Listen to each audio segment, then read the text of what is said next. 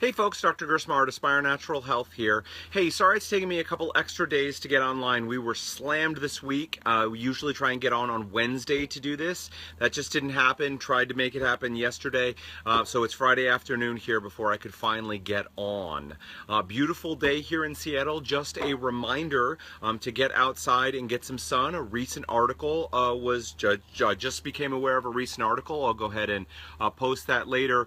Just reaffirming the fact that sun exposure is not the big killer that we've been led to believe that it is. So be sensible, don't get burned, but get out there and enjoy some sunshine, especially if you can get out with some nature behind you as well. All right, so that's not the focus of what we're going to talk about today. I wanted to talk about subclinical hypothyroidism. So a lot of words there. Let's unpack it. So most of us know the thyroid here in our neck controls our metabolism, and thyroid problems, especially in women, unfortunately are rampant, leading to hypothyroidism, means low thyroid, leading to symptoms like being tired all the time, brain fog or brain not working as well, gaining weight, feeling cold, being constipated, dry skin, losing hair, all of those symptoms, right?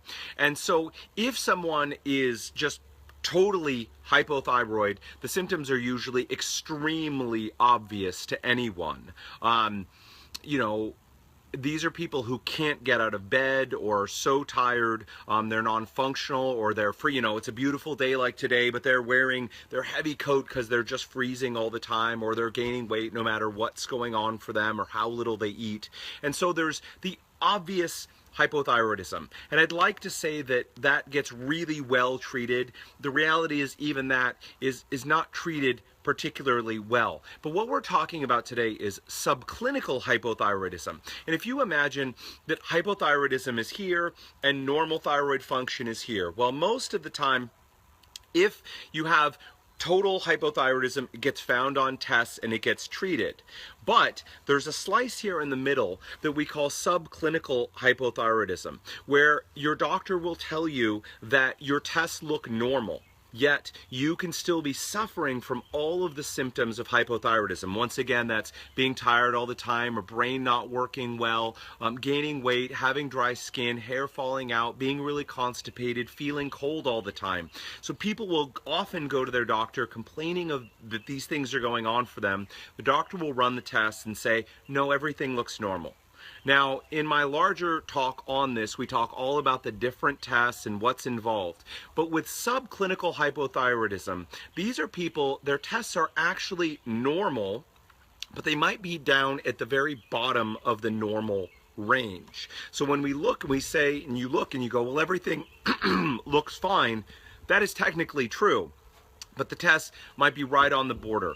And I've seen a lot of people where we find that while their tests are technically normal and their MDs are saying they don't have a thyroid problem, we find that they do in fact. And when we do different treatments, now again, there's a lot of different treatments which can range from herbs and nutrients, diet and lifestyle changes, of course, are really, really important. But sometimes these people need just small amounts of thyroid medicine. And we've seen people, it's changed their lives. It turns their brains back on.